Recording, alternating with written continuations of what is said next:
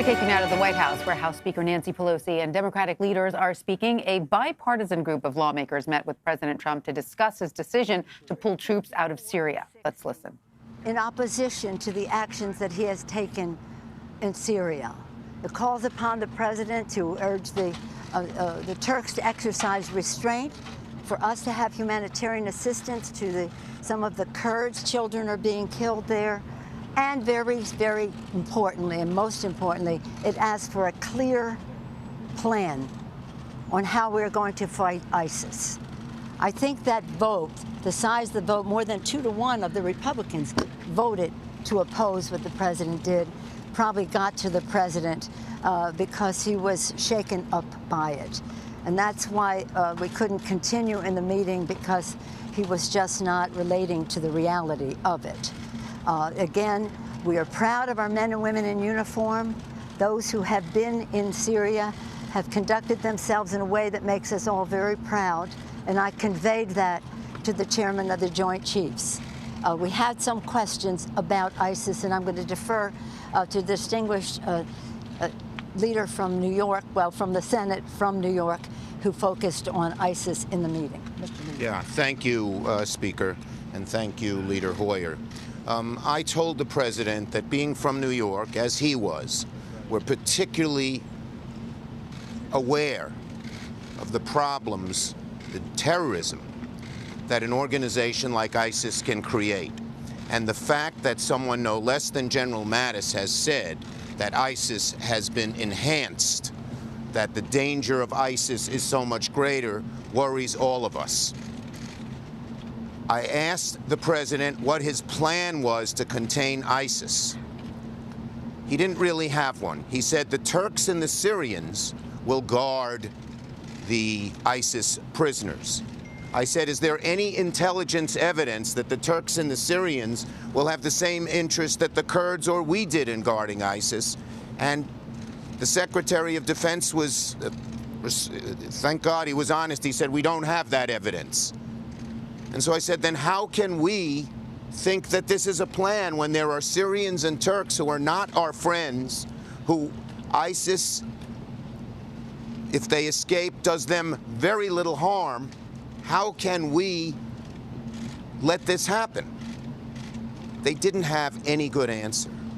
This is appalling. The president had no plan, no real plan for containing ISIS other than relying on the Syrians and the Turks.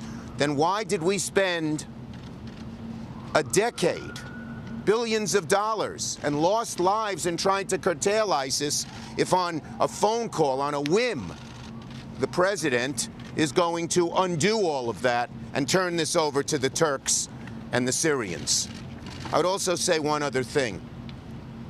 He was insulting, particularly to the Speaker.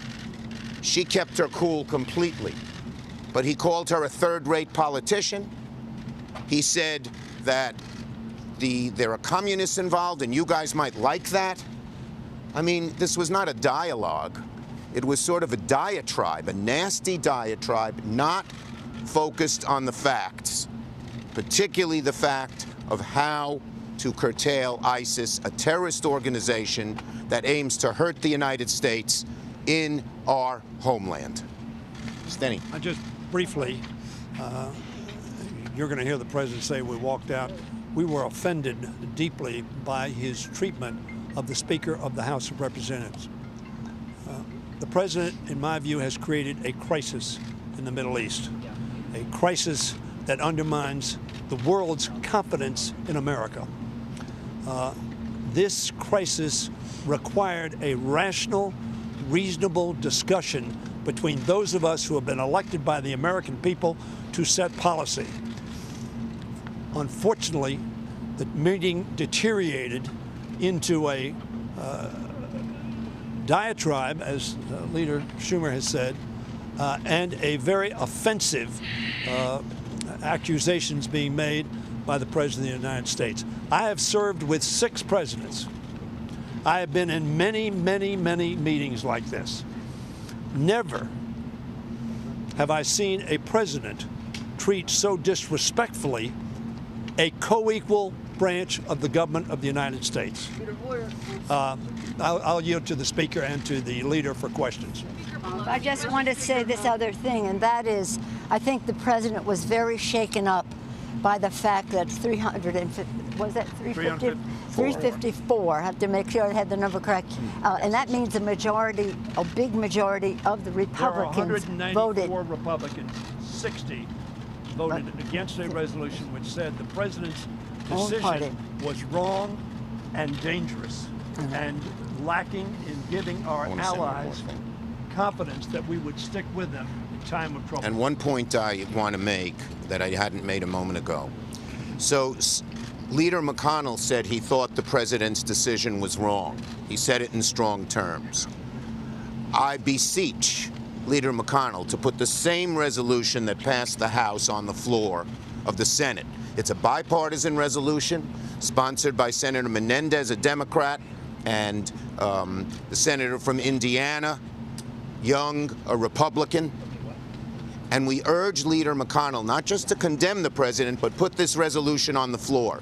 Because the safety of America, the safety of the Kurds are in the hands of one person, President Trump. And the best way to pressure him is a strong bipartisan resolution such as passed the House to undo the damage he has done. Thank you. Go ahead, What we Steny. witnessed on the part of the president was a meltdown. Sad to say. Speaker Pelosi, did the impeachment No, it didn't come up. It did not come up. Not at all. No, it did not come up. It did not come up. When he called you a communist, can you just No, he didn't call us. No, he did not call us a communist. He said you. Yes.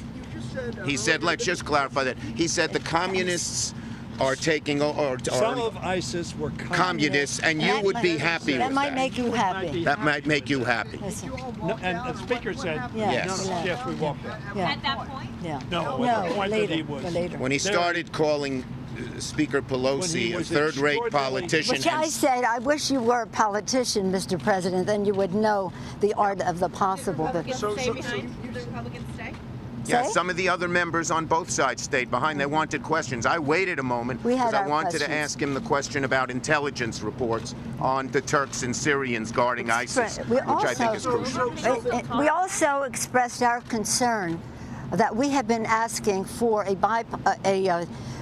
all-member, that be bipartisan, briefing to the House of Representatives on what is happening in Syria. It was scheduled for tomorrow, but they canceled it. And so that was part of our question, too. Why are you not briefing all of the members of Congress? Thank you, everybody. Madam Speaker, tomorrow you're hosting the Italian president.